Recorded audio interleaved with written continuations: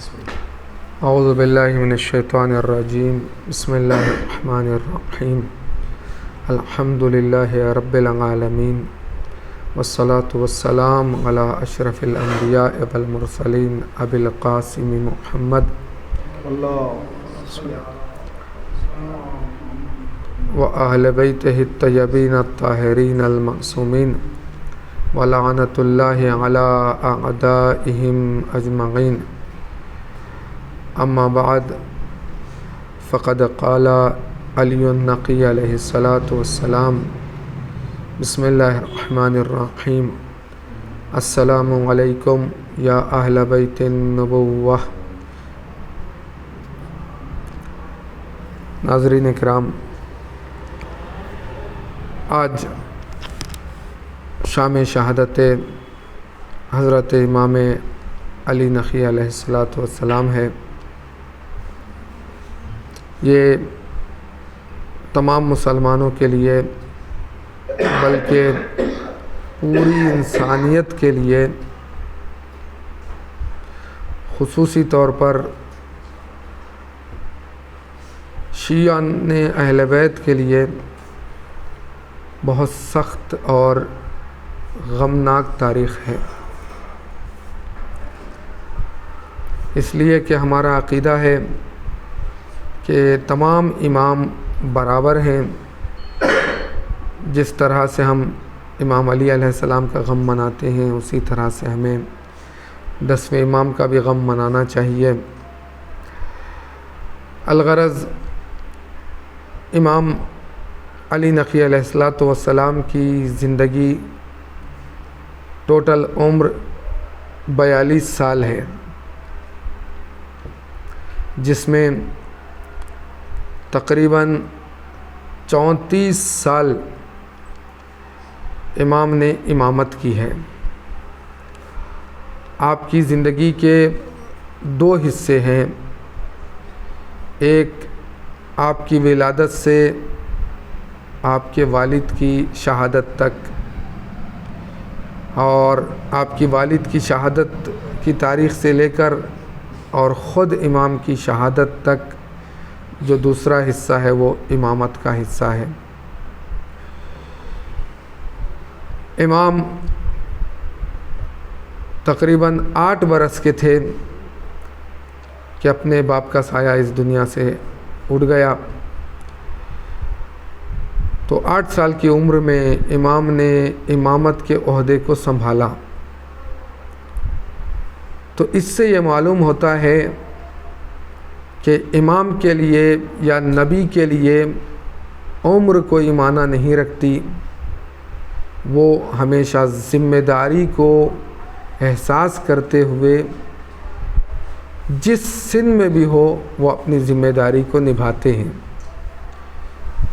8 سال میں لوگ تعجب کرتے ہیں، جبکہ ہم قرآن پڑھتے ہیں تو معلوم ہوتا ہے کہ قرآن میں حضرت عیسیٰ کا ذکر ہے۔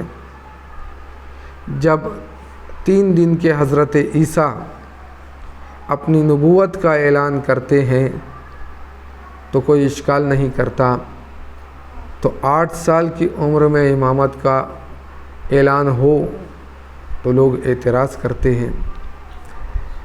بہرحال امام کی زندگی کے کچھ بنیادی اصول تھے، حالات کے اعتبار سے اور زندگی کے اعتبار سے کچھ ایسے کام امام نے کیے اور ایسے اصول بنائے کہ جن اصولوں میں کو انجام دینے کے لیے ایک عام انسان کے لیے ممکن نہیں تھا۔ دیکھیں، 2 چیزیں میں بیان کرتا ہوں۔ سب سے پہلی چیز، انسان کی حالت اچھی ہو، راستہ فراہم ہو، کوئی پریشانی اور مشکل نہ ہو، تو ایسی صورت میں انسان اگر تبلیغ کر رہا ہے، دین کو پہنچا رہا ہے، شریعت کو سمجھا رہا ہے، تو اچھی چیز ہے، فضیلت ہے چونکہ وہ دین کی راہ میں کوشش کر رہا ہے، لیکن اگر کوئی سختی میں رہ کر، مشکلات میں رہ کر، پریشانی میں رہ کر دنیا تک دین کو پہنچا رہا ہے تو یہ سب سے زیادہ فضیلت کا وقت ہے۔ جیسے کہ مولا علی علیہ الصلاۃ والسلام کی حدیث میں ہے کہ امام فرماتے ہیں کہ 2 طرح کے دین لوگوں کے پاس پائے جاتے ہیں، ایک دین خوشیوں والا دین اور ایک دین مصیبتوں والا دین۔ خوشی کے وقت انسان اللہ کو یاد کر لے یہ کمال نہیں ہے، پریشانی کے وقت، مصیبت کے وقت، گھر میں مثلا میت پڑی ہوئی ہے یا ہم ہاسپٹل میں ہوں یا خدا نہ خواستہ کوئی حادثہ پیش آیا ہو، ایسے عالم میں وقت نماز وضو بنا کر نماز کے لیے کھڑے ہو جائیں، یہ کمال ہے۔ امام علی نقی علیہ الصلوۃ والسلام کی امامت کا جو دور تھا وہ یہ دوسرے مرحلے کا تھا، یعنی سختی، پریشانی، مشکلات، ان چیزوں کے لیے امام نے اپنے دین کے تبلیغ کے راستے میں رکاوٹ پیدا نہیں کی۔ ان تمام چیزوں کے باوجود امام نے کچھ ایسے اساسی اور بنیادی کام کیے ہیں کہ جس کی طرف اگر انسان توجہ کر لے تو پھر لاکھ مصیبتوں کے طوفان آ جائے وہ کبھی اپنے دین سے ایک قدم پیچھے نہیں ہٹائے گا۔ تو آپ کیا ہے، مثلا آپ نے دیکھا 1 سال سے دیکھ رہے ہیں فلسطین پر ستم پہ ستم ہو رہے ہیں، بم ڈالے جا رہے ہیں، لیکن اس کے باوجود بھی ان لوگوں نے ہمت نہیں ہاری، حوصلہ نہیں ہارا، دین باقی ہے، نمازیں ہو رہی ہیں، ٹوٹی بلڈنگ کے نیچے کھڑے ہو کر ایک آدمی اذان دیتا ہے اور ایک آدمی پیچھے نماز پڑھتا ہے۔ تو جب انسان کا دین کے بنسبت شعور بڑھ جاتا ہے تو امام، جب عام انسانوں کی بات یہ ہوتی ہے تو پھر امام تو امام ہے۔ تو امام نے اس سخت ماحول میں 3 چیزوں کو انجام دیا۔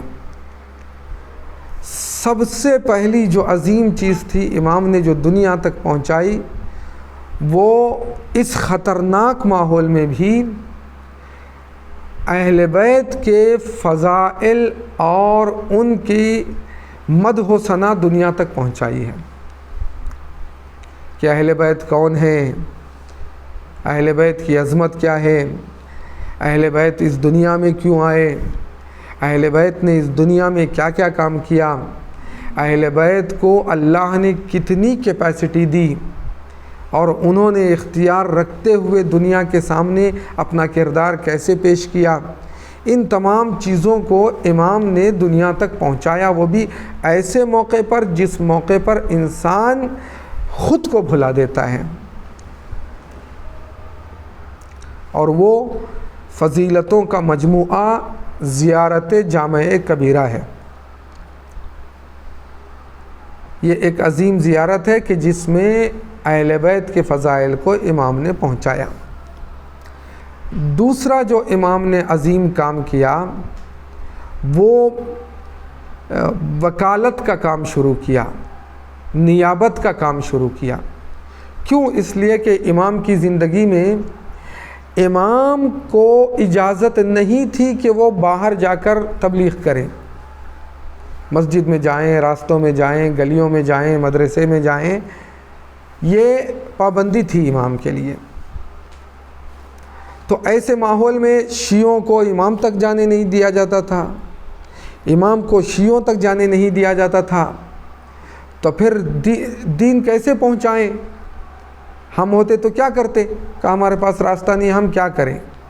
لیکن امام نے ایک عظیم راستہ اپنا لیا، وہ وکیلوں کا سسٹم۔ امام نے حکومت سے کہا ایک میرا وکیل رہے گا اس سے ہم کیا ہے رابطہ رکھیں گے، وہ ہماری بات کو دنیا تک پہنچائے گا۔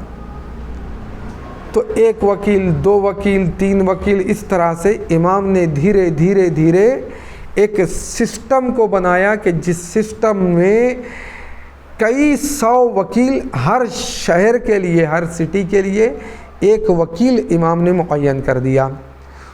لوگ وکیلوں تک کیا ہے بات کو پہنچاتے تھے، اور وکیل اماموں تک بات کو پہنچاتے تھے، اور امام اس کا جواب وکیلوں کے ذریعے سے لوگوں تک پہنچاتے تھے۔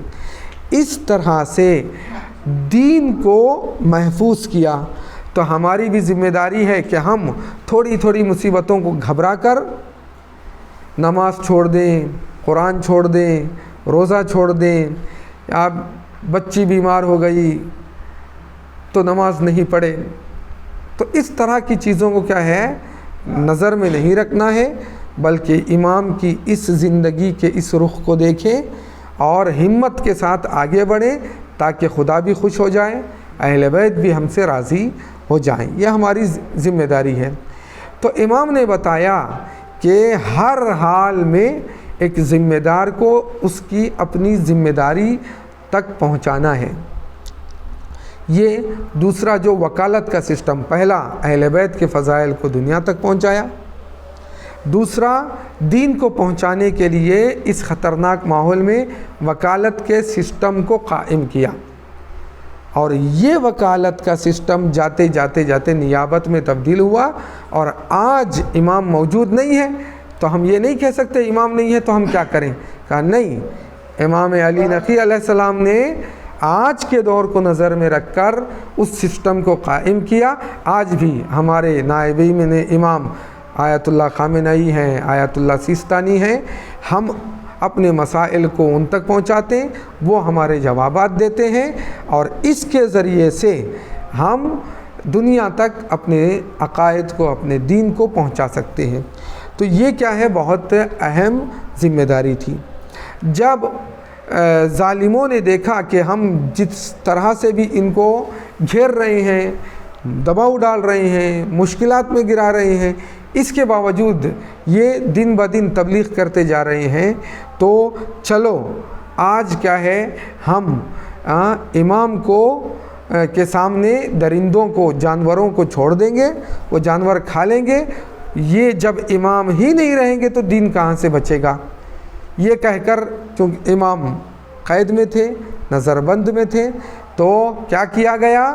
امام جس کمرے میں امام تھے اس کمرے میں کے دروازے کو کھولا گیا، اور 2 یا 3 بعض تاریخ کی کتاب میں 10 شیروں کو چھوڑ دیا گیا، تاکہ تمام شیر امام کو چیر پھاڑ کر کھا لیں، ختم ہو جائے، اور یہ لوگ بچ جائیں گے۔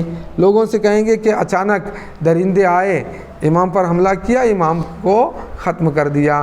لیکن دنیا کیا جانے، ظالم کیا جانے کہ جس کو خدا اپنا نمائندہ بنا کر بھیجتا ہے، پوری دنیا اس کے اختیار میں ہوتی ہے۔ یہ کیا ہے دنیا تک میسج ہے تاریخ کا۔ تو جیسے ہی دروازے کو کھولا گیا اور شیروں کو چھوڑ دیا گیا، تو تاریخ کہتی ہے جیسے ہی شیر امام کے نزدیک گئے تو امام کی عظمت کو جانور جانتے ہیں، ساری دنیا جانتی ہے، صرف انسان نہیں جانتا۔ تو شیر امام کے سامنے سر بسجدہ ہو گئے، اپنے سر کو جھکا دیا اور خاموشی کے ساتھ بیٹھ گئے۔ کافی دیر جب گزر گئی، جب آئے دیکھا تو امام سالم ہیں، شیر امام کا طواف کر رہے ہیں، امام کے ارد گرد گھوم رہے ہیں، کچھ شیر بیٹھے ہوئے ہیں امام کے سامنے سر کو جھکا کر۔ تو امام نے مسکرا کے کہا، تو لاکھ ہمیں ختم کرنا چاہے، ہم ختم ہونے والے نہیں ہیں۔ جس کو اللہ عزت دے کوئی اس کو چھین نہیں سکتا، جس کو اللہ زندگی دے کوئی اس کو مٹا نہیں سکتا۔ تو یہ کیا ہے مختصر طور پر امام علی نقی علیہ السلام نے ان کٹھن ماحول میں بھی دنیا تک دین کو پہنچایا، اہل بیت کے فضائل کو پہنچایا۔ ایک وہ وقت بھی آیا کہ ظالم نے کہا کہ اب کچھ نہیں ہو سکتا، اب کسی بھی طرح امام کو قتل کر دیا جائے۔ تو وہ آج ہی کی تاریخ تھی کہ امام کو زہر کے ذریعے سے شہید کر دیا گیا۔ بعض روایات میں ہے کہ شربت میں زہر ملایا گیا، بعض روایات میں کھجور کے ذریعے سے زہر ملا کر امام کو زہر پلوایا گیا۔ اللہ اکبر، تاریخ کہتی ہے کہ کتنی عظیم مصیبت ہے۔ آج سائنس یہ کہتی ہے، ڈاکٹر یہ کہتے ہیں کہ اگر زہر انسان کے بدن میں چلا جائے تو جب تک انسان کی روح نہیں نکلتی اس وقت تک اس کے پورے بدن میں تکلیف ہوتی ہے۔ لوگوں نے دیکھا کہ امام کو جیسے ہی زہر دیا گیا، امام تڑپ تڑپ کر رونے لگے، تڑپنے لگے اور اپنی وصیتیں کرنے لگے۔ ایک وہ وقت بھی آیا کہ پورے سامرا میں خبر پھیل گئی کہ اب امام علی نقی علیہ السلام اس دنیا میں نہیں رہے۔ جب لوگوں کو معلوم ہوا، صرف شیعوں کو نہیں بلکہ جو سنی تھے، جو امام سے محبت کرتے تھے، وہ لوگ بھی امام کے گھر کی طرف دوڑے۔ امام کو 11ویں امام نے غسل دیا، امام کو کفن پہنایا گیا، امام کی وصیت کے مطابق عالی شان طریقے سے جنازے کو اٹھایا گیا۔